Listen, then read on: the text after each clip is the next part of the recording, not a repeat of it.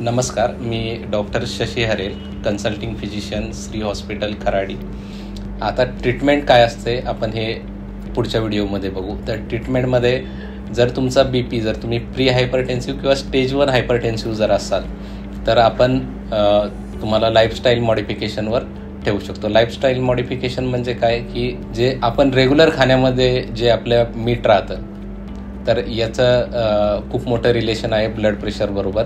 जर जास्त मिठाचा इंटेक असेल तर वॉटर ॲब्झॉर्प्शन बॉडीमध्ये जास्त होतं आणि आपला ब्लड प्रेशर जास्त राहतो. तर लाईफस्टाईल मॉडिफिकेशनमध्ये युज्युअली ज्या गोष्टी येतात त्या म्हणजे मिठाचा प्रमाण जे आहे आपल्या खाण्यामध्ये ते कमी करणे, 5 ग्रॅमपेक्षा कमी.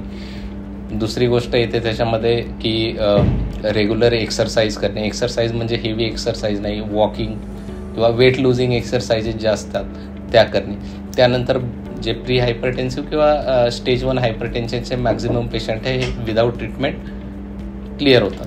आता जे स्टेज 2 हायपरटेन्शन आहे किंवा एकदम हायपरटेन्शन कॉम्प्लिकेशन्समध्ये आहे त्या लोकांना मात्र टॅबलेट आपल्याला इमिजिएटली चालू करावं लागतं.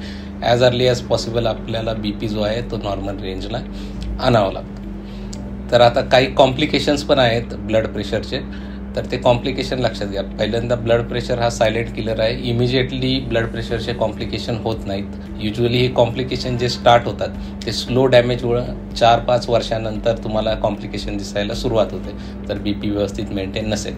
आता भरपूर पेशंट येतात की जे परफेक्टली हेल्दी राहतात आणि त्यांचा BP जास्त राहतो, म्हणजे 150-160 BP राहतो. तर त्यांचं म्हणणं असतं की जर मी हेल्दी आहे तर मला ट्रीटमेंटची गरज आहे का? तर आहे गरज, कारण की ब्लड प्रेशर हा एक सायलेंटली डॅमेज करणारा आजार आहे. तर जे कॉम्प्लिकेशन आहे त्याच्यात सगळ्यात मोठं कॉम्प्लिकेशन पहिलं येतं ते म्हणजे स्ट्रोक येतो. स्ट्रोक म्हणजे पॅरालिसिस होऊ शकतो. दुसरी गोष्ट हार्ट इंजुरी होते. तिसरी गोष्ट जी सगळ्यात मेजर होऊ शकते ते डोक्यामध्ये रक्तस्राव होणे, नस फुटणे ज्याला आपण म्हणतो, तर ह्या गोष्टी होऊ शकतात. चौथी जी लॉंग टर्म ब्लड प्रेशरचं कॉम्प्लिकेशन आहे ते म्हणजे किडनीवर, कारण की हाय प्रेशर किडनीवर पडून हळूहळू किडनी डॅमेज व्हायला सुरुवात होते. हे किडनी डॅमेज जे होतं ते 5 ते 10 वर्षामध्ये होतं आहे. नंतर कोलेस्ट्रॉल डिपॉझिशन होतं वेगवेगळ्या आपल्या शरीरातल्या रक्तवाहिन्यामध्ये ब्लड प्रेशरने डॅमेज होऊन. तर हे ब्लड प्रेशरचे काही कॉम्प्लिकेशन होते, महत्त्वाचे कॉम्प्लिकेशन होते.